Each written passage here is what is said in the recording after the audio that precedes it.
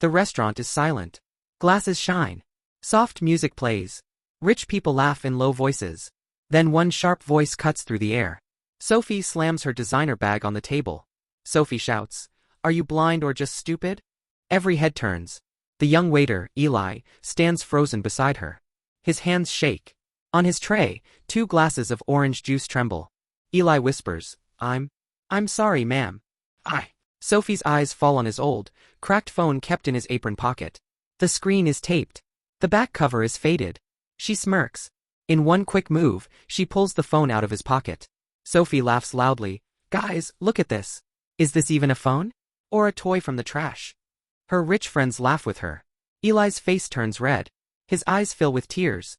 "That's my only phone, ma'am. Please give it back," Eli says softly. But Sophie holds it up like a dirty shoe. The whole restaurant is watching now. And in the next few seconds, Karma is about to walk in. It is Saturday night. The rooftop restaurant glows with fairy lights. The city below looks like stars scattered on the ground. Sophie sits at the center table with her rich friends, Mia and Daniel. Her dress is expensive. Her watch is gold. Her phone is the latest model, shining on the table. "Mia, this place is nice. Your dad really owns this whole restaurant?" Sophie flips her hair. "He owns this building. And 3 more like it," she says proudly. Daniel smiles. "No wonder the staff is scared of you." Sophie smirks. She likes that. Eli walks to their table. His uniform is clean but old. The shoes are worn. His eyes look tired, like he has not slept much.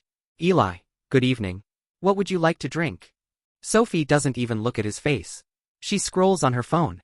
"Sparkling water. Cold. Not room temperature like last time," she says. Eli nods. "Yes, ma'am." He walks away, moving fast. In the kitchen, he checks a message on his old phone. It's from his little sister. "Bye, Mama's medicine is finished. When will you come? Doctor said don't miss it." Eli types with shaking fingers. "I'll bring money tonight. Just stay with her.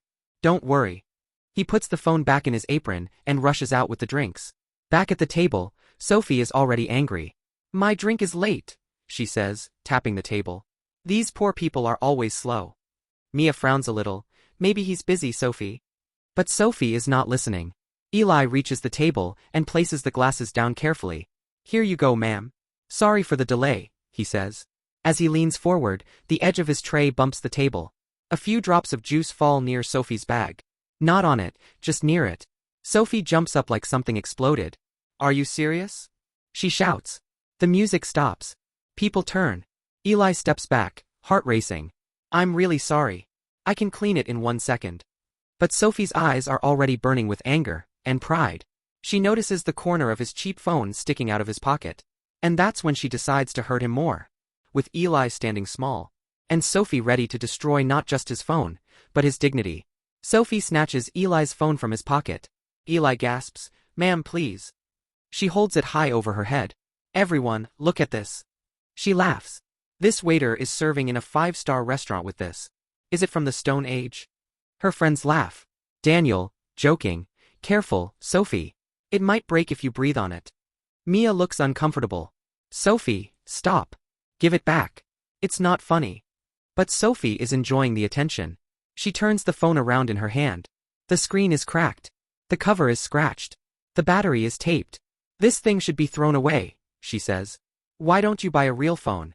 "Oh right, you can't." Eli's eyes shine with tears. He tries to speak. "This phone is important to me. Please," he whispers. "My mother is sick. I need it for the doctor. For my sister. It has all numbers. Please don't." Sophie rolls her eyes.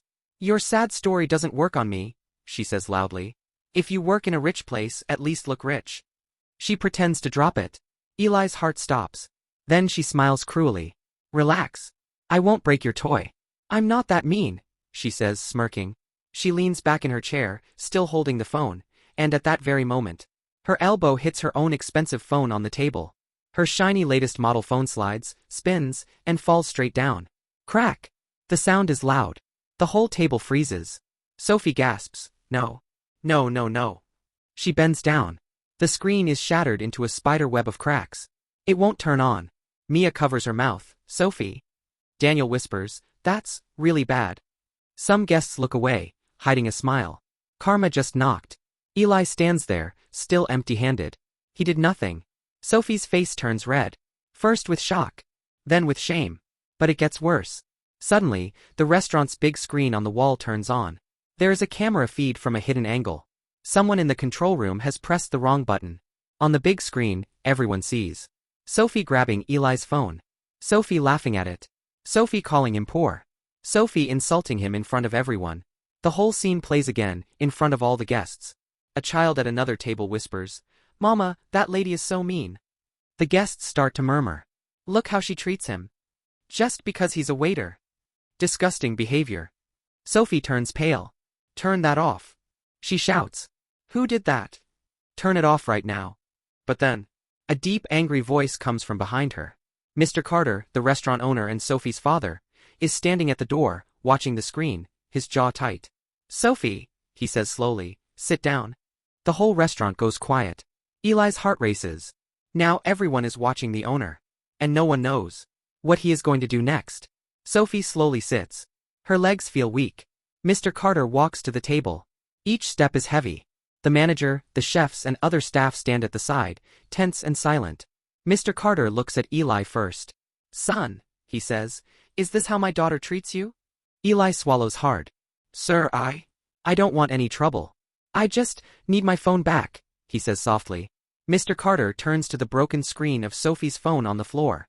Then he looks at the old phone in her hand. "Give him his phone," he says firmly. Sophie hesitates. "Dad, listen, Now." His voice is sharp. Her hand shakes as she gives it back to Eli. He takes it gently, like it's gold. Mr. Carter turns to the guests. "I am very sorry you had to see this," he says. "This is not how we treat our staff here." He then looks at Eli. "Eli is not just any waiter," he continues. 3 months ago, a rich customer forgot a diamond bracelet here. Eli found it in the bathroom. He could have sold it and fixed his life. But what did you do, Eli?" Eli stares at the floor. "I gave it to the manager, sir," he says quietly. Mr. Carter nods. "Yes. He gave it back. That bracelet belonged to Sophie's mother." A small gasp moves through the crowd. Sophie looks shocked. "What?" Mr. Carter's eyes are wet now. "Your mother cried that day, remember?" He says to Sophie. "She said, there are still good people in this world. That good person was him." He points at Eli. Eli stands there, stunned, clutching his cheap phone. Mr. Carter's voice hardens. "And this is how you repay him? By making fun of his phone? His poverty? His mother's illness?" Sophie's eyes fill with tears. I didn't know," she whispers. "I was just angry." "That's the problem," Mr. Carter says. "You think your anger is bigger than someone's struggle." He turns to Eli again. "Eli, how is your mother now?" he asks. Eli's voice cracks. "Not good, sir. I am working extra shifts to buy her medicine. This phone, it's old. But it has her doctor's number. The hospital. If something happens, my sister will call me." There is a long silence. A tear rolls down Sophie's cheek. Mia wipes her own eye. Even Daniel looks guilty. Some guests shake their heads. Mr. Carter breathes in deeply. "From today," he says loudly, "your mother's treatment will be paid by this restaurant. Fully." Eli's eyes go wide. "Yes, sir, I can't." "You earned it when you returned that bracelet," Mr. Carter says. "This is not charity. This is respect." A soft clap starts somewhere in the restaurant. Then more. Soon, everyone is clapping for Eli. Sophie breaks. Tears run down her face. She stands up slowly, facing Eli. Her voice is small now. "Eli. I'm sorry," she says. "I was cruel. I insulted you. I made fun of the only thing you have. I don't deserve your forgiveness." Eli looks at her for a long moment. His heart still hurts. But he is not like her. He takes a deep breath. "I forgive you," he says quietly. "But please, never talk to anyone like that again." Sophie nods, crying. "I promise," she whispers. Mr. Carter then turns to Sophie. "And you," he says, "will work here for 1 month. Not as my daughter. As a worker. You will wear the same uniform. You will serve food. You will know how it feels when someone talks down to you." Sophie's mouth opens. "Dad, please. This is not punishment," he says. "This is your lesson." She looks at Eli. She looks at all the staff. She slowly nods. "Okay," she says. "I will do it." Over the next days, Sophie washes dishes. She carries plates. She serves water. Some rude customers snap fingers at her. Call her hey girl. Shout when the food is slow.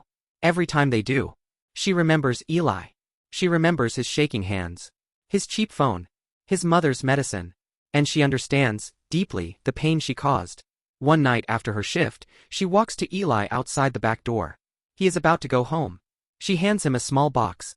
What is this? He asks. Just open it, she says. Inside is a simple new phone. Not fancy, but strong and better than his old one. Sophie smiles sadly. It's not a rich phone, she says, but it's the best I could buy with my own salary. As a waiter. Eli's eyes fill with tears again. Thank you, he says. But your father is all ready. I know, she says. This is not about money. This is my way of saying I was wrong, and I am changing. He nods. They stand there in the cool night air. The city lights flicker behind them. The girl who once laughed at his cheap phone now knows the value of every small thing he owns. Sometimes, the thing you laugh at is the only thing keeping someone's life together. Never judge a person by their phone, clothes, or money. Judge them by their heart. Broken heart, right arrow, red heart. If you saw someone like Sophie in real life, would you stay silent or speak up?